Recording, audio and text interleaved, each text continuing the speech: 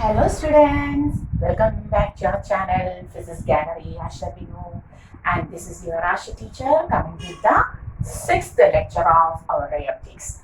Okay, so today we are going to discuss about the same topic which we were discussing earlier, refraction, in the previous lectures, refraction.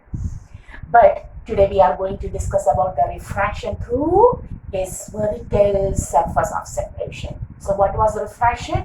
It is the bending of light ray when it travels from one transparent medium to another medium. But still we have taken the surface which were plane surface of separation. But now suppose we have taken a surface which separates two media. This is the first media of refractive index mu1 and this is the second medium of refractive index mu2. Okay, there is the second medium of refractive index mu2 like this. Clear?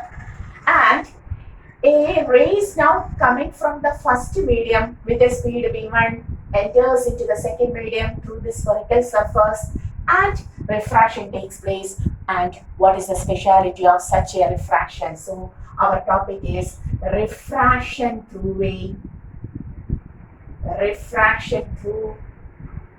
spherical surface. Refraction through a spherical surface of separation.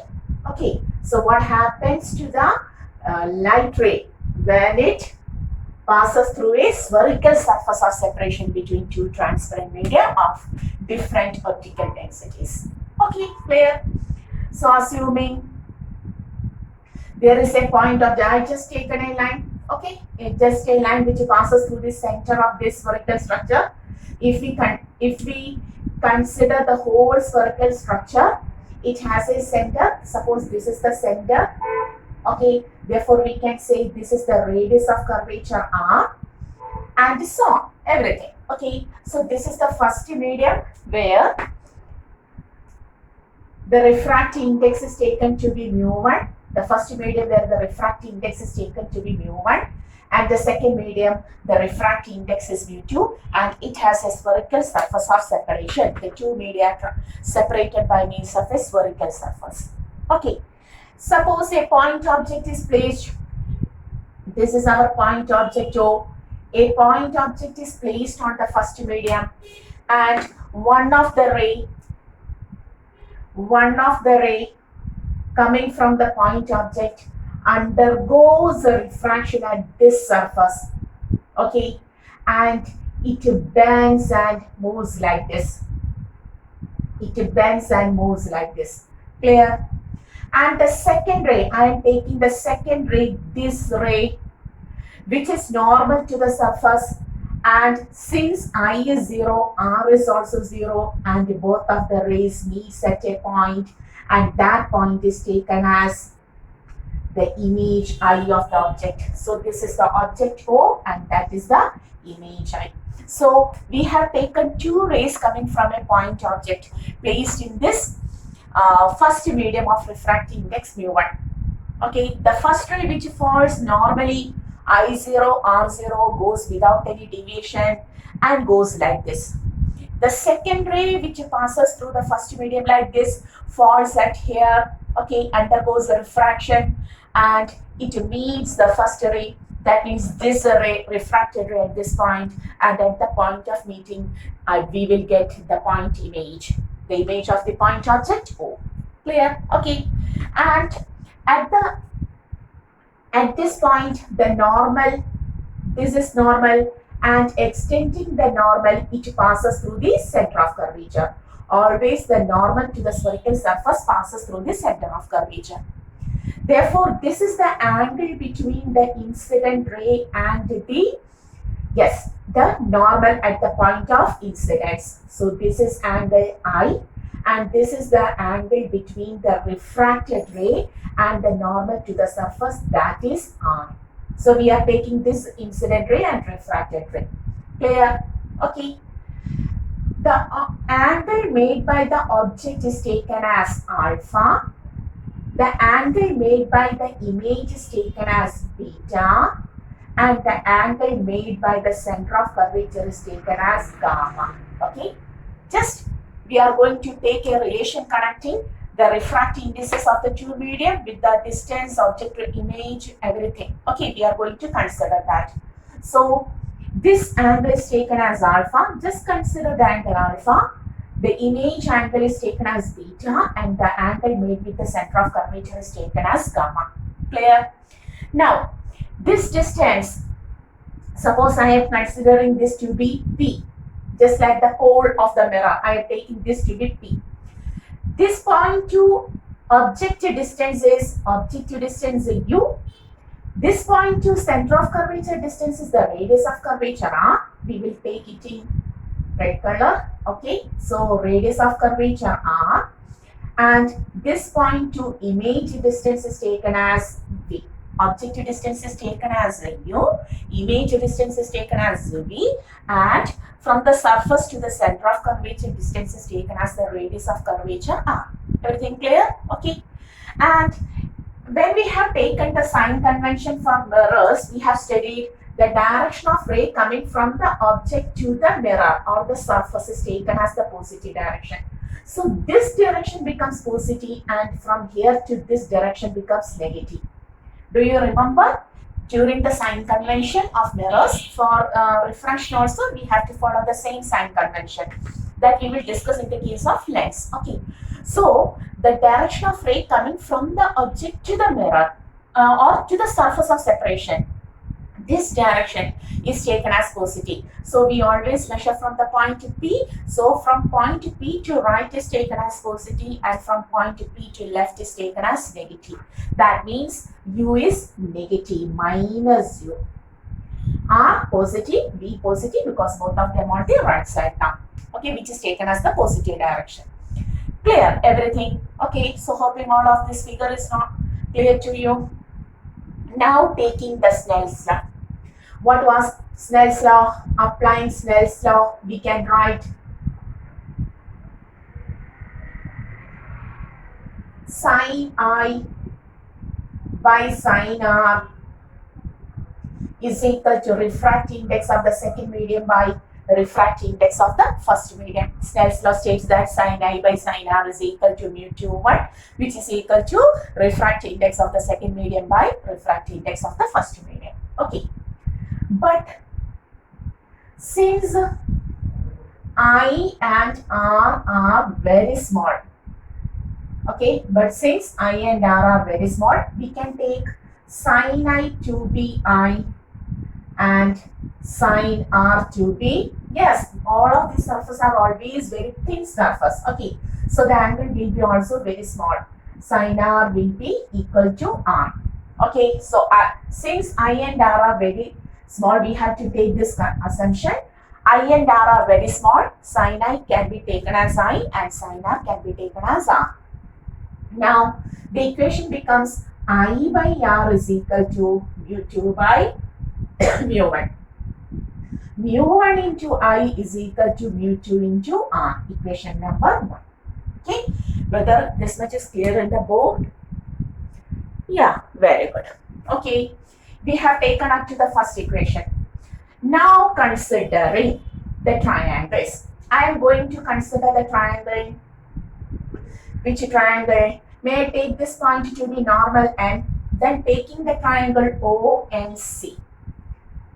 Have you seen O and C? Okay. Inner angle alpha, inner angle gamma, and one of the outer angle I. So we can write outer angle is the sum of opposite inner angles, interior angles. Clear? Yes, I becomes equal to alpha plus gamma. Similarly, considering the triangle I and C. Can you see the triangle I and C? I and C. Inner angle R, inner angle beta, opposite exterior angle gamma. Therefore, we can write gamma is equal to R plus beta. But we want R is equal to gamma minus beta. Okay, we got I and R. Substituting 2 and 3 in our 1, we can write 2 and 3 in 1. mu1 into I becomes alpha plus gamma is equal to mu2 into R is gamma minus beta. On expanding mu1 alpha plus mu1 gamma is equal to mu2 gamma minus mu2 beta. Clear? Now where we write? Yes, just looking once more in my camera. Yeah, you can see it clearly. Now taking alpha, beta on LHS and gamma on RHS. Mu1 alpha plus mu2 beta is equal to mu2 gamma minus mu1 gamma. Clear? Okay. So whether this much is clear to you? Okay, clear? So at first we have taken the Snell's law, sin I by sin R is equal to mu2 by mu1. But since I and R are very small, sin I is taken as I and sin R is taken as R. Therefore, we can write I by R is equal to mu2 by mu1. In the next step, we want I and R. For that, we have taken two triangles. The triangle made with object ONC, object, center of curvature triangle, and the triangle made with image, center of curvature INC. In the triangle ONC, alpha plus gamma is equal to R. And in the triangle INC, R plus beta is equal to gamma. Therefore, R is equal to gamma minus beta. Clear? Substituting the value of I and R, 2 and 3 in 1, we will get which equation? Equation number 4. This equation becomes 4. Substituting 2 and 3 in 1, we will get mu1 alpha plus mu2 beta is equal to mu2 gamma minus mu1 gamma. Okay, clear? So hoping this much is clear to you. Now I am rubbing this portion and I am going to take the relation. Angle is equal to arc length by radius. May I take the relation? Angle is equal to arc length by radius. May I take the relation? Can you see? Can you see? Yeah, sure. Okay, arc length by radius. Then taking the angle, which angle? PON. Taking the angle PON, you can write alpha is equal to, this angle is very small. So we can write PN by this minus U, correct? Taking the angle PIN. Taking the angle PIN, we can write beta is equal to, yes, the same PN by B. Yes, surely PN by B, which is the angle PIN, this angle, beta angle. Okay. And similarly, angle PCN, taking the angle PCN, you will write gamma is equal to PN by R. Okay. So you got equation number 1, small letter 1, this is 2, and this is 3. Okay. Substituting now, substituting 1, 2, and 3 in the fourth equation. In the fourth equation, the remaining thing here. Okay. In the fourth equation. Like this. Okay. The remaining. That is, the equation becomes mu1 into alpha. What is alpha? Mu1 into Pn by minus U plus mu2 into beta is Pn by B is equal to, their gamma common, mu2 minus mu1 into gamma, where gamma is Pn by R. Clear? Pn cancelling. Then mu1 by minus U plus mu2 by B is equal to mu2 minus mu1 by R, and our final equation becomes, now we are writing here, mu2 by B minus mu1 by U is equal to mu2 minus mu1 by r. And this is the equation for refraction through a spherical surface of separation. Very important. The basic equation, the Snell's law is rearranged as mu2 by v minus mu1 by u is equal to mu2 minus mu1 by r. This is the relation. This is the equation for refraction through a spherical surface of separation. Clear? So, if the surface which separates the two transparent medium, if the surface which separates the two transparent medium is spherical with a radius of curvature r, sorry, the Snell's law gets converted to the new form, and that equation is refractive index of the second medium by image distance. What is mu2 by v? Mu2 is the refractive index of the second medium now, and v is the image distance. Mu1 is the refractive index of the first medium, and u is the object distance. Okay, r is the radius of curvature of this vertical surface of separation. Then, for refraction through this vertical surface of separation, we got a new equation, and that equation is mu2 by v minus mu1 by u is equal to mu2 minus mu1 by r. What is that equation? Along with me, tell mu2 by v minus mu1 by u is equal to mu2 minus mu1 by r. The equation is very important because we are talking about the refraction through spherical surface now onwards. Okay, so what is the relation connecting the refractive indices of the two media? Then object distance u, image distance v with the radius of curvature of that spherical surface, mu2, the refractive index of the second medium, by image distance minus refractive index of the first medium by object distance is equal to refractive index of the second medium minus refractive index of the first medium by the radius of curvature. Mu2 by v minus mu1 by u is equal to mu2 minus mu1 by r. Clear? Okay, very good. Pause the video and take the notes.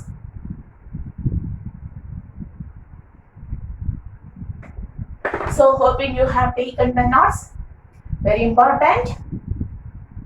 And after this refraction through spherical surface and obtaining this equation, we are going to another transparent refracting medium, and that medium is not to you, and that medium is called as lens. What is that medium?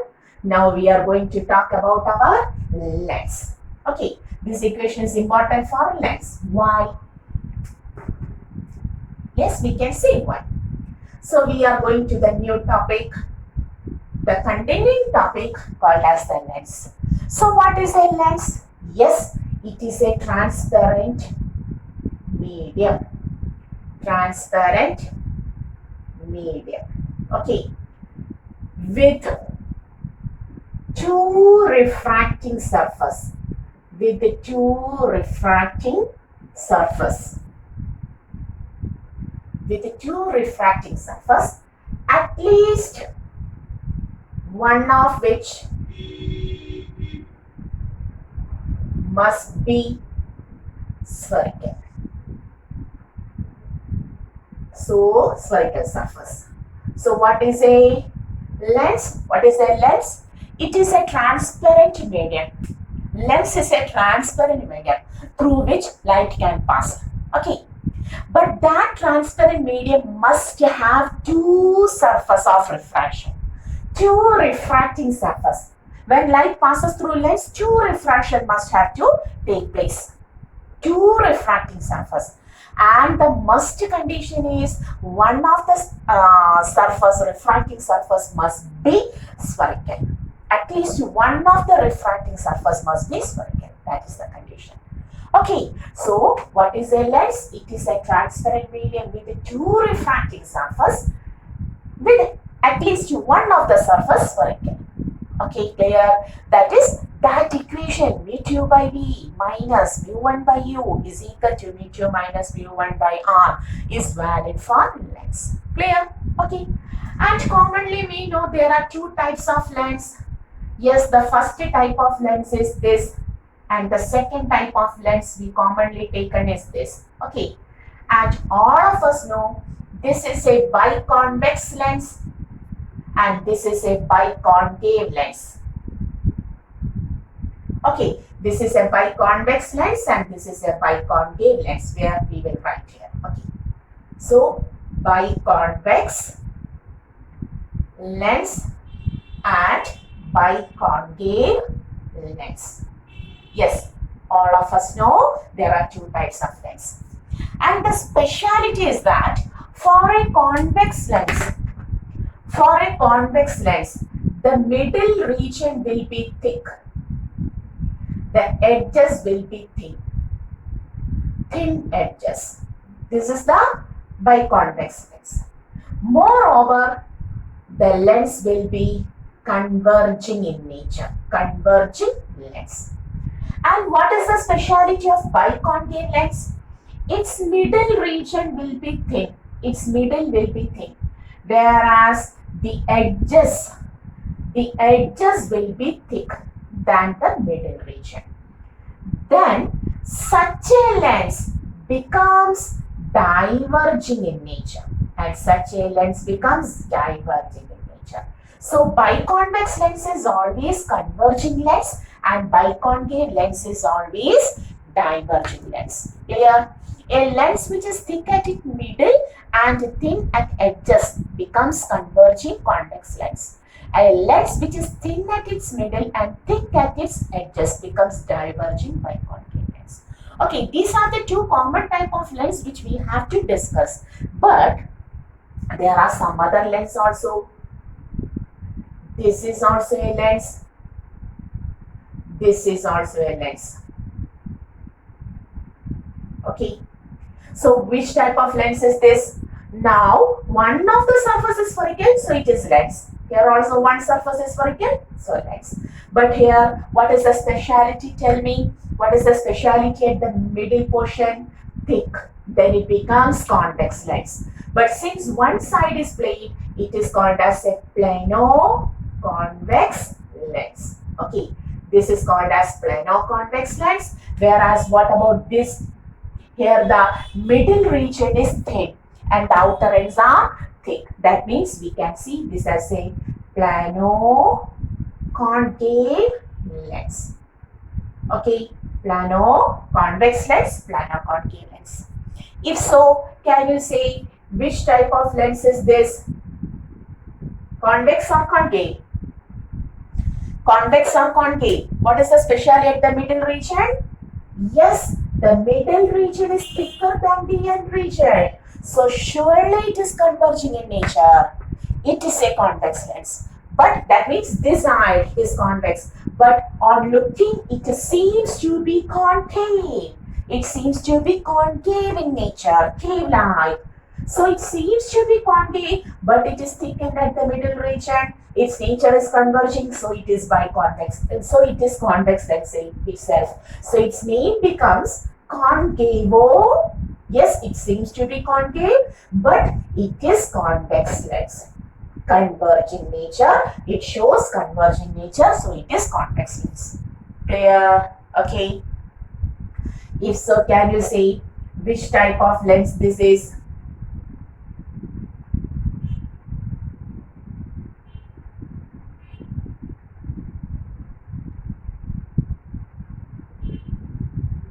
Once more. Yes, this type of lens. Can you say what type of lens is that? Whether it is concave or convex? Yeah, it seems to be a concave or convex, but it is not at all concave or convex. Why? Because its middle region is thin, like this. Middle region is thin, whereas the edges are thick, like this. Okay. Here also the edges are thick. Okay, so it is diverging in nature. It is a concave lens. Diverging lens means concave lens. Okay, so it is concave lens, but it seems to be somewhat convex also in nature. So it is said to be convexo, but seems to be convexo. It has a convex surface. Okay, but it's all our behavior is concave, diverging nature, concave lens. Okay, so now this becomes a convex or concave lens, and now this becomes a concave or convex lens. Okay, so what is the specialty of convex lens? The middle region will be thicker than the edges, converging nature. What is the specialty of a concave lens? The middle region will be thinner than that of the edges and diverging nature. Clear? So these are the different types of lens. Biconvex lens is also called as equiconvex lens because both sides are equal, and biconcave lens is also called as equiconcave lens because the both sides are same. But these are not equi because one side is plane, convex, planar, convex, plane, concave, planar, concave. Here seems to be concave, but the middle region is thick, outer edges are thin. Okay, converging nature. So it is concave or convex lens. Here the middle region is thin, edges are thick. Okay, and is said to be convex or concave lens. It is a concave lens in nature. Okay, diverging nature. Clear? So these are the different types of lens. Among these lens, the most commonly we have to discuss about biconvex lens and biconcave lens. Clear? So now we are going in detail about this biconvex and biconcave lens. Okay. Yes. Is it clear? Yeah, very clear. Very good. So now we are going to the biconvex and biconcave lens in detail. Now we understood what is a lens, what is its specialty. Then a lens is said to be converging convex lens. Then a lens is said to be a diverging concave lens. Okay, very good. So once more we are going to take a convex lens. Suppose I have taken, very important, we have to consider always thin convex lens. We have to consider always thin, not thick, thin convex lens and concave lens. All of the lens we have to discuss is always thin in nature. Okay, so I have got a convex lens. We know this is a biconvex lens. Okay, and suppose this is the first surface. That is when we are observing from here, this is the first surface. And on this surface on completion, we will get a center. The center of the curvature of the first surface, so it is taken as C1. And this is the second surface. And the second surface on completion, we will get its center. It will be here, C2. And a line which passes through these two center of curvatures is called as the principal axis. A line passing through these two centers is called as the center of curvature. Okay. Now, the center point of the lens is called as the optic center O. Optic center O. And the speciality of optic center is any ray passing through optic center. Any ray passing through the optic center. This is our optic center, goes without any deviation. Okay, any ray passes through the optic center, goes without any deviation. Speciality. A ray passing through the optic center of lens do not undergo deviation. Important. Clear? Okay. And O to C1 distance is taken as radius of curvature of the first surface R1. O to C2 distance. O to C2 distance is taken as radius of curvature of the second surface R2. Clear? Okay. Similarly, if I take a biconcave lens, we are going to take a biconcave lens. That is, two surfaces are concave in nature. Middle portion is thin. Edges are thick. Okay. This is the first surface. Each on completion, the sphere will be on the left side like this, and its center of curvature C1 here. Okay. This is the second surface. On completion, the second sphere will be on the right side, its center C2. And a line which passes through these two center of curvatures is called as the principal axis. to center of curvatures is called as the principal axis. And this point is called as the optic center. Here also, what is the speciality of optic center? A ray which passes through the optic center, here also goes without any deviation. Here also goes without any deviation.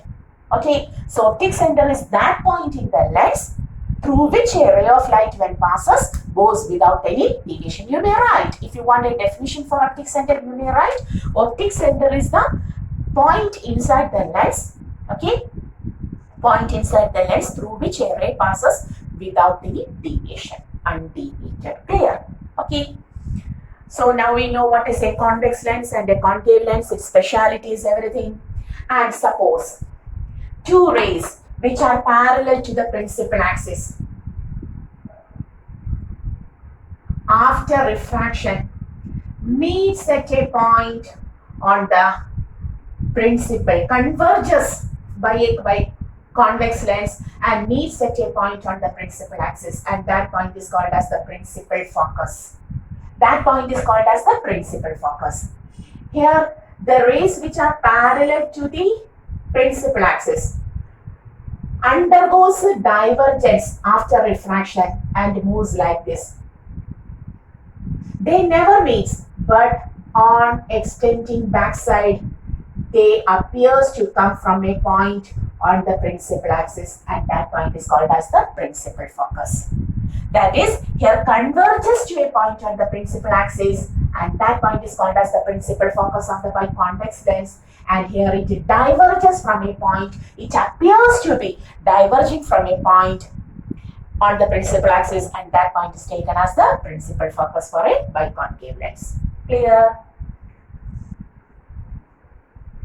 So how can we define the principal focus for a biconvex lens? The rays which are parallel to the principal axis, the rays which are parallel to the principal axis of a biconvex lens after refraction converges and meets at a point on the principal axis, and that point is called as the principal focus.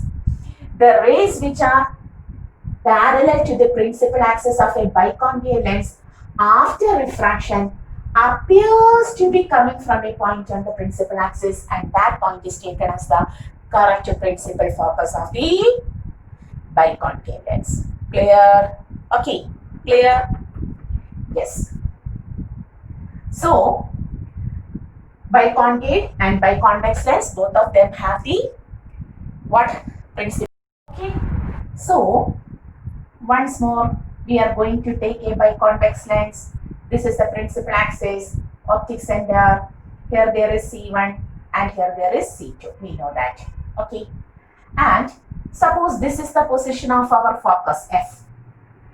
This is the correct position of focus F. F is real here, converging, and real here. Okay. So, it's a double distance. In the case of mirrors, we have studied R is equal to 2F. We have studied the relation R is equal to 2F, where F is the focal length. What is focal length? The distance from the center, optic center to that of the focus. This is focal length F here, and here this is the focal length F. Okay, yeah, we understood. Here F is virtual, not real. F is virtual. Okay, what it may be? R is equal to 2F. This relation is valid only for mirrors, spherical mirrors, not for lens. We cannot take R is equal to 2F for our lens. So, to take the position, we will take the double length distance, double of F as 2F itself. So, this is correct F, its double distance is taken as 2F. Then, on the opposite side, in order to take the position, we will measure the same distance and is taken as F dash and double distance 2F dash. Clear? This is a correct F. This is the correct position of F. The double distance is 2F, not taken as R1 because F and R1 are not double. They are not in the relation R is equal to 2F. That's fine. Okay. Then the opposite side, we will take the same distance from optic center, measure the same distance from the optic center, and it is noted as F dash and 2F dash. Clear? Similarly, for a biconcave lens, this is our biconcave lens, optic center. Okay. Here the correct focus is on the left side, F. Its double distance is 2F. Clear? And in order to mark the positions, we will take the same distance on the right side from object center. And is taken as f dash and 2f dash. Clear? Okay. Everything clear? Yes, understood. So this is the correct principal focus. The correct principal focus is on the right side of the convex lens. It is a real converging. Here for a biconcave lens, the focus is virtual.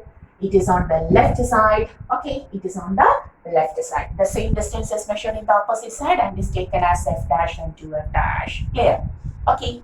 And now we are going to the image formation by this biconvex and biconcave lens. So our new heading is image formation. I'm going to rub this equation. This equation is now too valid for us. Okay. So we are going to the image formation by lens. Okay. Image formation. Image formation. At first, we are going to take biconvex lens. We are going to take a biconvex lens. Okay. And we will place at different positions of the biconvex lens and object. We will place an object at different positions and we'll find out what about that image. At first, we are going to place the object at infinity.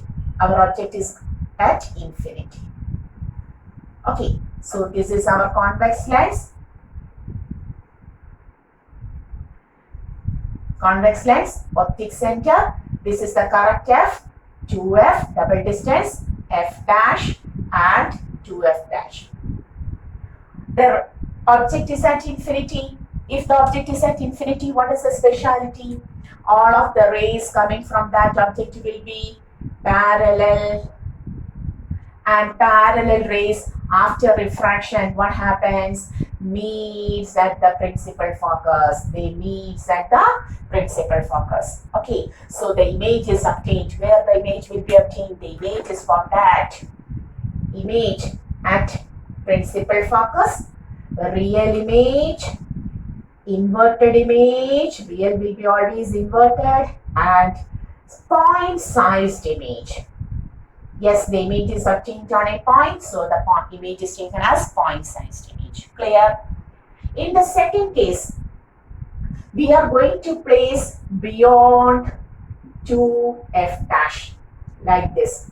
This is our lens, optic center. This is our f. This is our 2f. This is f dash and this is 2f dash. Suppose the object is placed in beyond this 2f dash. Suppose the object AB, now it is seen to us because it is beyond the 2f dash. In the earlier case it was at infinity, we cannot see that.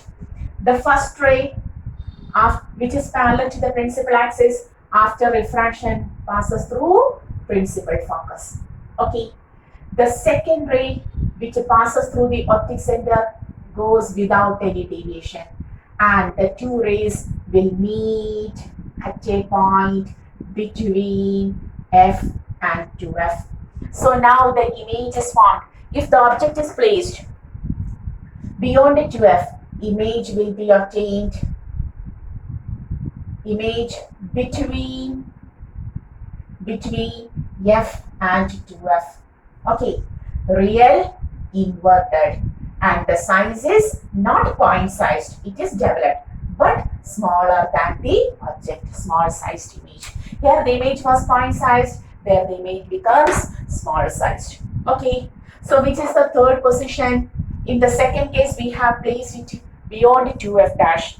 Now we are going to place the object at 2f dash. This is our lens. Okay, principal axis, optic center, f, 2f, f dash, 2f dash. Now the object is at 2f dash. The object is at 2f dash. The first ray parallel to the principal axis after refraction passes through f. Okay, and the second ray which passes just Just 1 minute. The second ray which passes through the optic center goes without. Hey ma'am, what are you doing? Sorry students. Okay, so this is our A dash, B dash. The image will be formed. Where the image will be formed? The image will be formed at 2F itself. Same size. How it looks? Ma'am, it is same size. I feel it is somewhat bigger, but correctly it is same size. Okay, if you correctly draw, take the F2F at the correct positions, the size will be same. Real inverted itself. Okay, clear? Very good. Fast.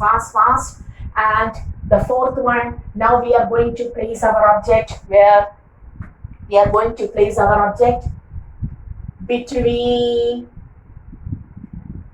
2F and F dash. 2F dash and F dash. Okay, that is, this is our biconvex lens. Hoping you are drawing along with me. Optic center, this is F, this is 2F, this is F dash, and this is 2F dash. Okay, the object is placed in between F dash and 2F dash like this. This is our object AB. The first ray parallel to the principal axis after refraction passes through F like this. The second ray passing through the optic center goes without any deviation and will meet beyond 2F. Okay, so the image is formed. Where the image is formed? The image is formed beyond 2F. Now the size is enlarged. Real inverted. Okay, real inverted. Fourth case. Now we are going to the fifth case where the object is at F dash. The fifth case at F dash. Our biconvex lens, optic center, this is F, this is 2F. This is F dash, this is 2F dash. Okay, the object is placed at F dash like this, AB. The first ray parallel to the principal axis after refraction passes through F. The second ray which passes through, what is this? The second ray which passes through our O goes without any deviation like this. Okay, but the two rays will be parallel and the parallel rays will meet only at infinity. That is, at infinity. When the object was placed at infinity, the image was obtained at F. When the object is placed at F dash, the image will go to infinity. At infinity, there the size will be highly enlarged, so much enlarged that we cannot see it.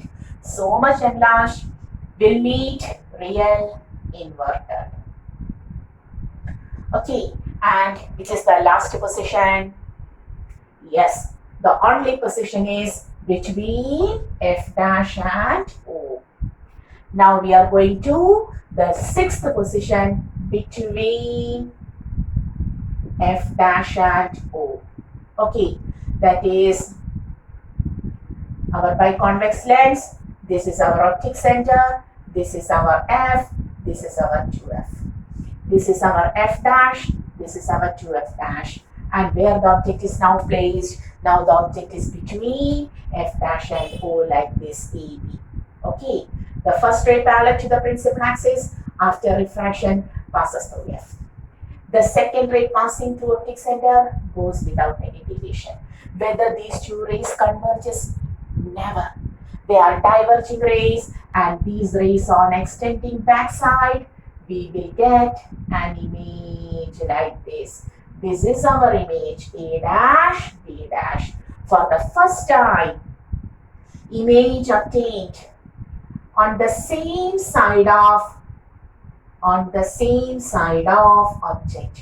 For the first time, the image is obtained on the same side of the object. It doesn't mean virtual, erect, enlarged. Which type of image? Virtual, erect, enlarged image on the same side of the object is obtained. Clear? These are the 6 different positions of the object in front of a convex lens so that 6 different types of images can be obtained. 6 different types of images can be obtained. Clear? So, when the object is placed at infinity, the image is obtained at f.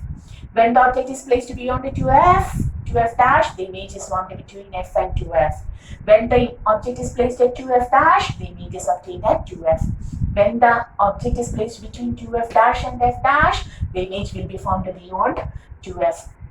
When the object is placed at f dash, the image is formed at infinity. When the object is placed between f dash and o, the image will be on the same side of the object. Clear? Virtual. Correct. Only for the first time, only for a single case, the image will be virtual, erect, enlarged, everything. Okay. So hoping you have also drawn the ray diagram along with me. Clear? And now we are going to the image formation by a biconcave lens. The speciality of biconcave lens is it has only 2 different positions of object that we can analyze 2 different types of images. Okay, the second one is biconcave lens. Okay, the second one is biconcave lens, like this. Oh, whatever this. Sorry. So,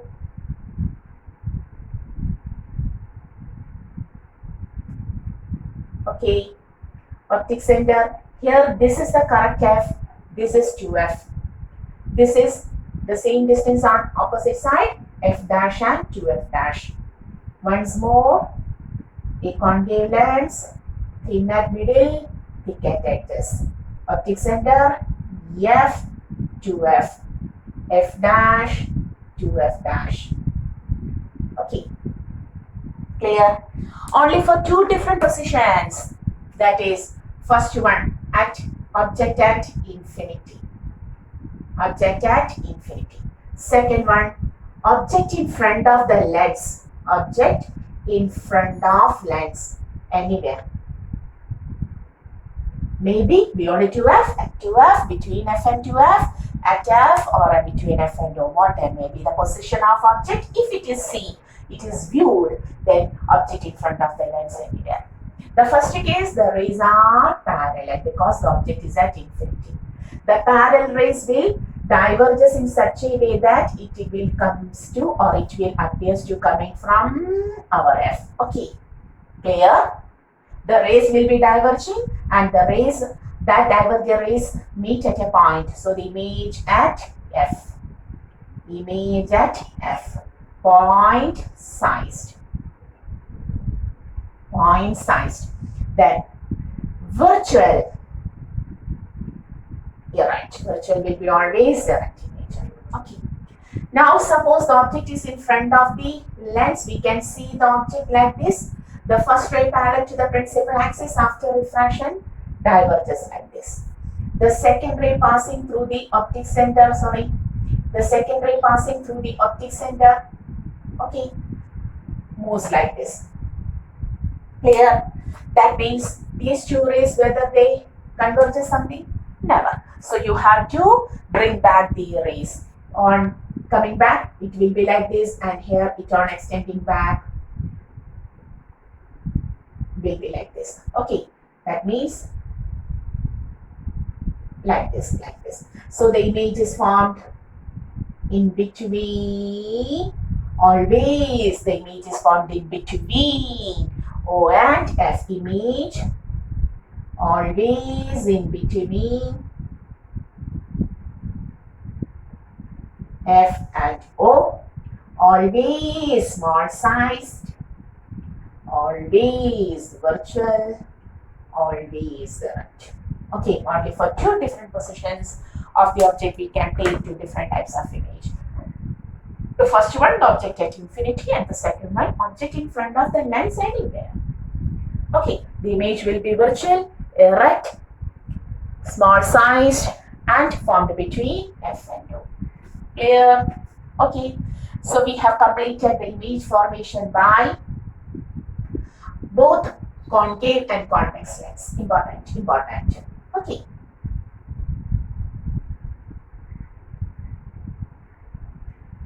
Clear?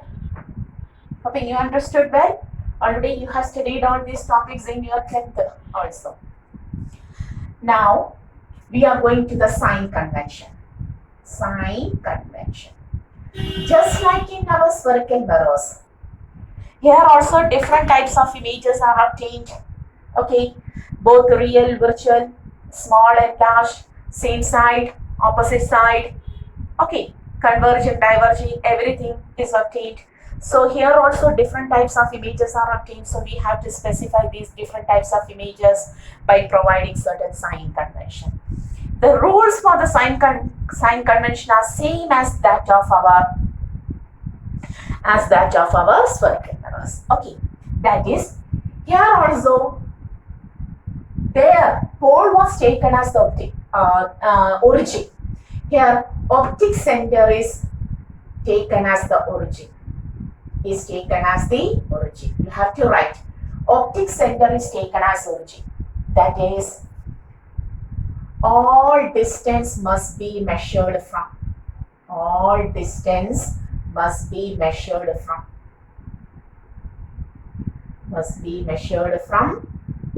Optic center. Okay. The second, the direction of ray coming from object to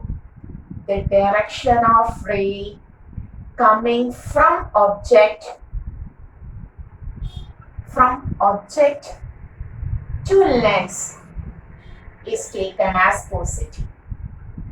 Its opposite direction is taken as negative direction.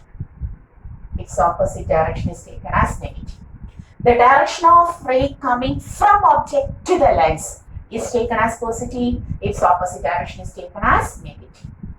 Upward distance is always taken as positive, and the downward distance is always taken as negative.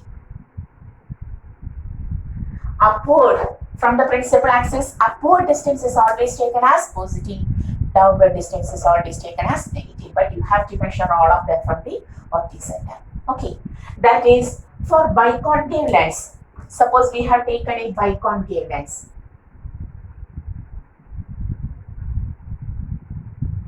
This is our biconcave lens. Okay. Also, we have got a what is this? Sorry, ma'am. What are you doing? Yes, sorry. This is a biconcave lens, and this is a biconcave. Here we are going to take a biconcave lens.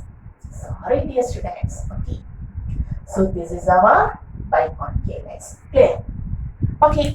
For both of them, this is the principal axis, and this is the optic center. Okay. For both of them, the object is placed. In all cases, we have taken the object on the left side. Our object AB. Here also the object AB. So this direction becomes positive.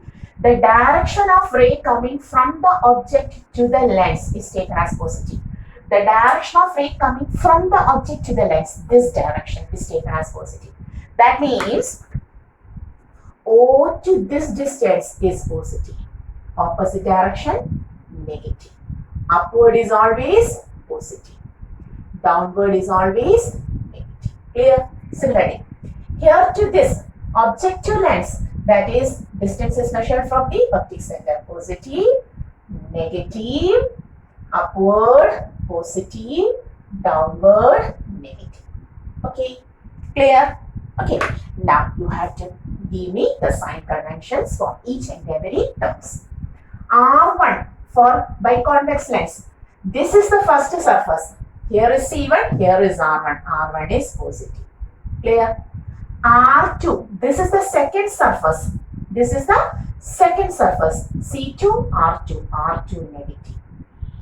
Focal length F. The rays parallel to the principal axis converges at this point. Right side positive. Object distance U. O to this distance negative. Height of the object erect positive. Which type of images can be obtained? Both real and virtual images are obtained. For real images, V. In the first 5 cases, all of the images were the real and are formed in this direction, be positive. But height of the image, real are always inverted, negative. Okay. Virtual, for the last one case, when the object is placed between O and F dash, the image was virtual on the same side, V negative, and erect, that is H positive. Clear? This is for biconcave lens. This is for biconcave lens. Okay, this much. Now we are going to the biconvex lens. Sorry, biconvex lens. Now we are going to biconcave lens.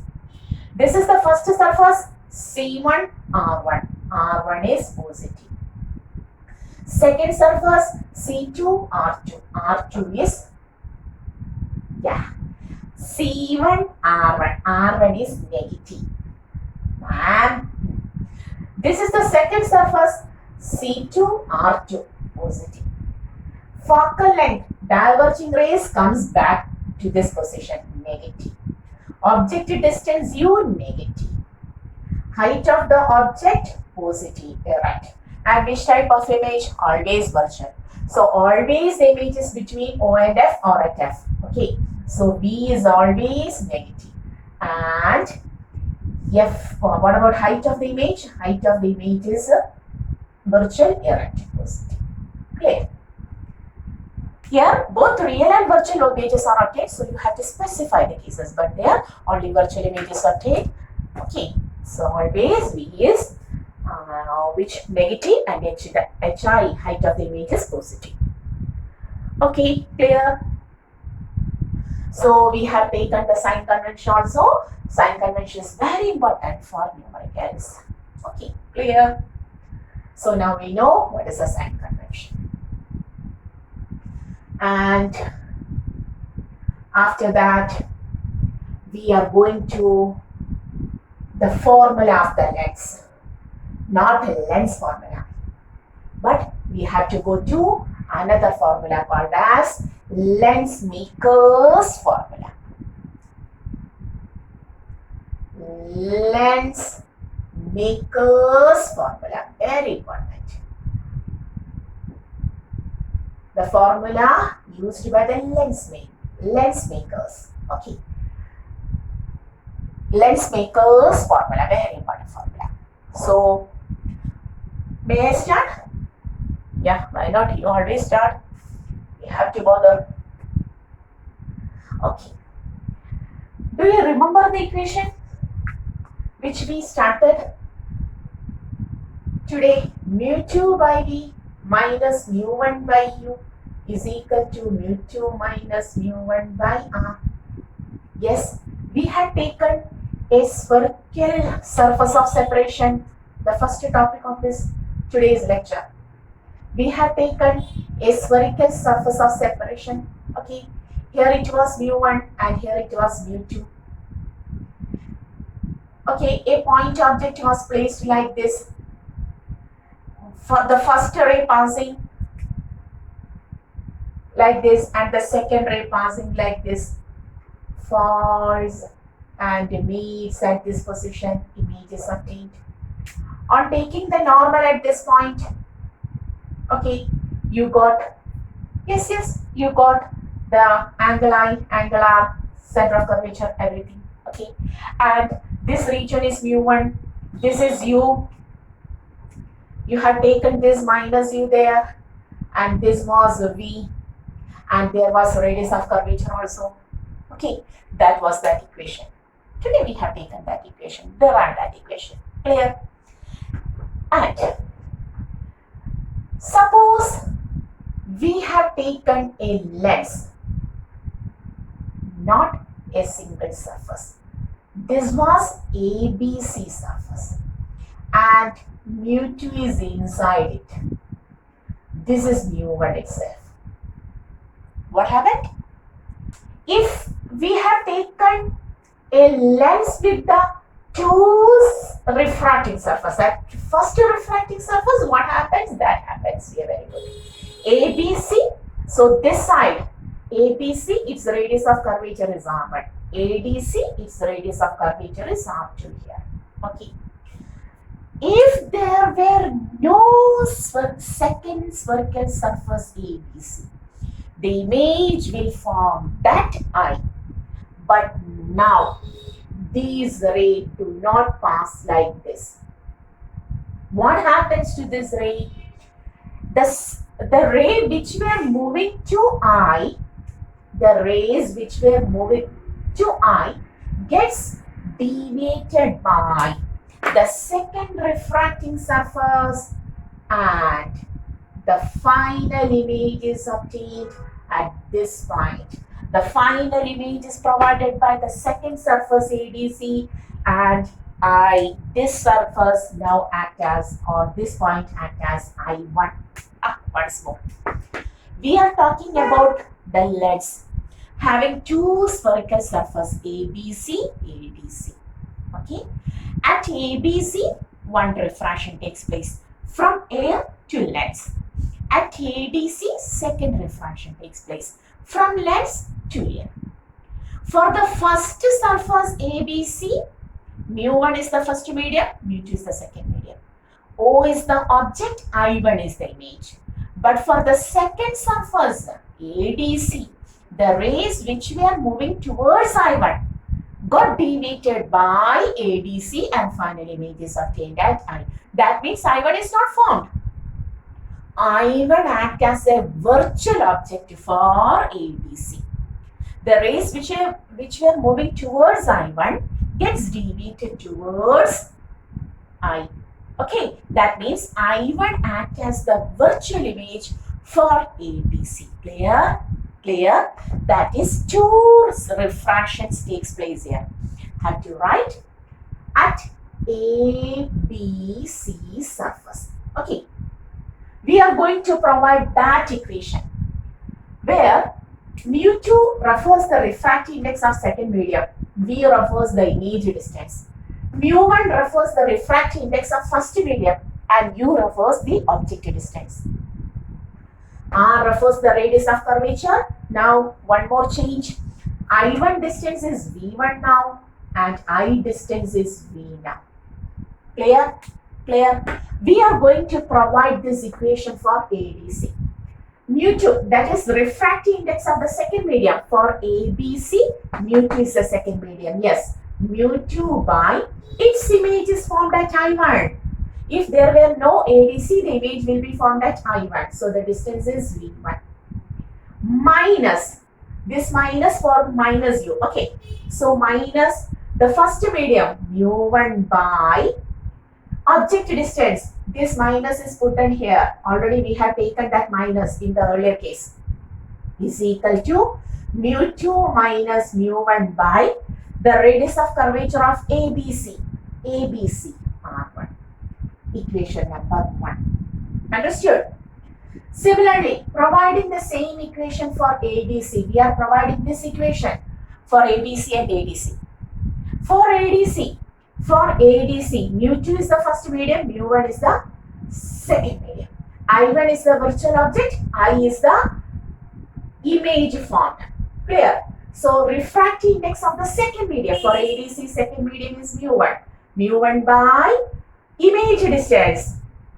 Image distance, the image is final image is I, image distance is V, minus the refractive index of the first medium, mu2 is the first medium, and the object distance, I1 acts as the object, so V1 is the object distance, is equal to refractive index of the second medium minus refractive index of the first medium by its radius of curvature R2.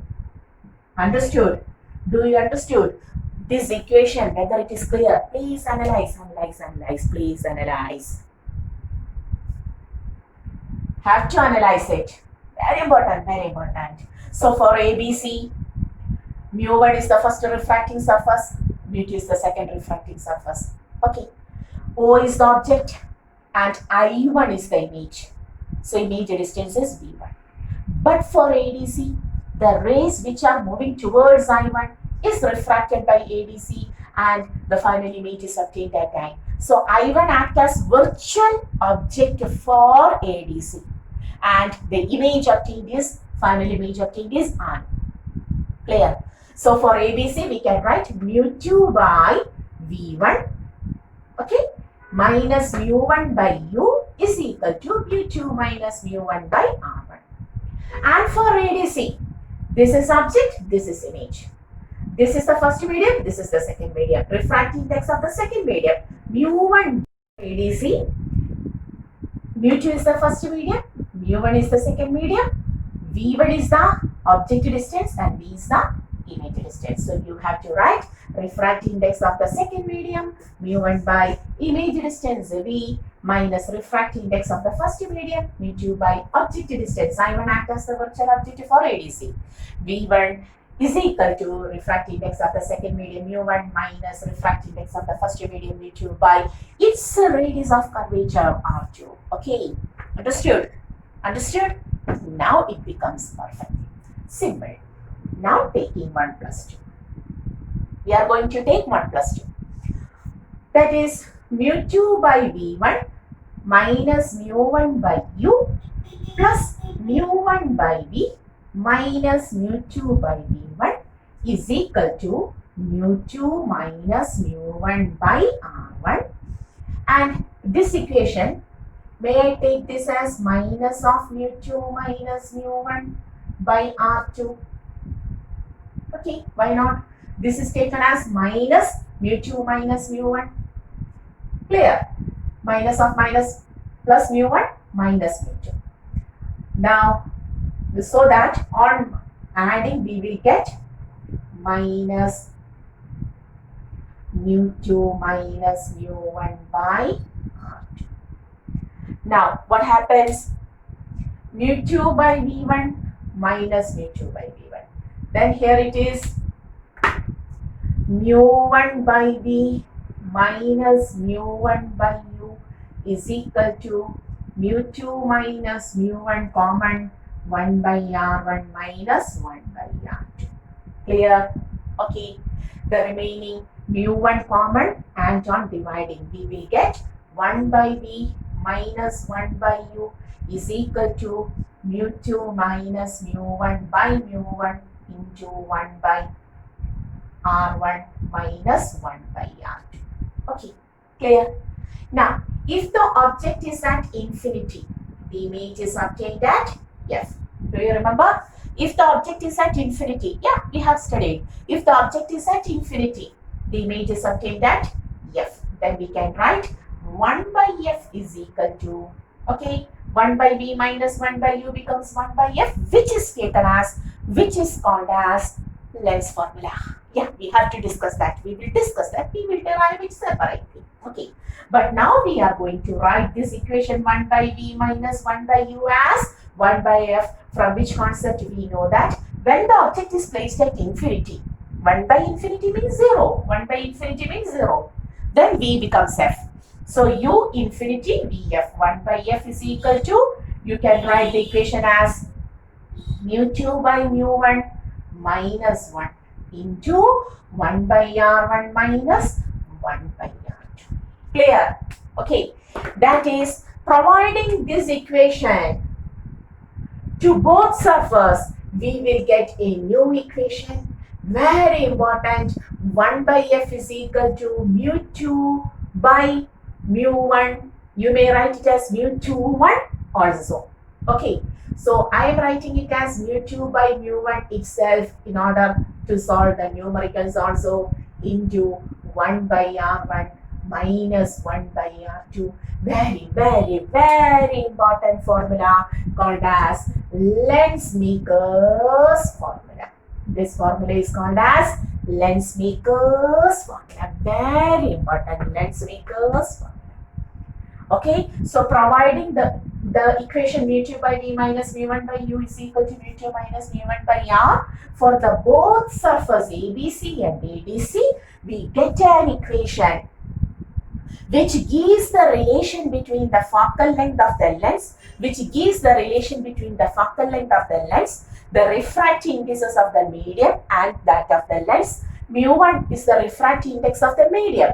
Mu2 is the refractive index of the lens. Okay, R1 and R2 are the radius of curvatures, radii of curvature of the lens. Okay, and this equation is called as Lensmaker's formula. 1 by f is equal to mu 2 by mu 1 minus 1 into 1 by r1 minus 1 by r2. Very important. You have to check with me. 1 by f is equal to mu 2 by mu 1 minus 1 into 1 by r1 minus 1 by r2, and that equation is called as Lensmaker's formula. Very important. And why this equation is called as Lensmaker's formula, that topic we will discuss in the next lecture, because already this lecture becomes somewhat lengthy. Okay, so why this equation? What is the importance of this equation? What is the significance of this Lensmaker's equation? Lensmaker's formula. Why this formula is called as Lensmaker's formula? That we will discuss in the next lecture. Today we have completed up to the topic of Lensmaker's formula, the derivation of Lensmaker's formula. In the next class, by analyzing a numerical, we will find what is the significance of this Lensmaker's formula. Okay, clear? So today's lecture we have completed up to the derivation of Lensmaker's formula. Clear? Whether this is clear to you, have to apply A, B, C, that equation. Which equation? mu 2 by v minus refractive index of the second medium by image distance minus refractive index of the first medium by objective distance is equal to refractive index of second medium minus refractive index of first medium by radius of curvature. Applying that equation for ABC and ADC separately, adding that, providing u infinity, v becomes f, the equation becomes 1 by f is equal to mu 2 by mu 1 minus 1 into 1 by r1 minus 1 by r2, and the equation is called as Lensmaker's formula. Clear? Okay. Also we have studied the image formation by lens. What is lens also? Clear? So in the next class we will continue the same topic, importance of this Lensmaker's formula.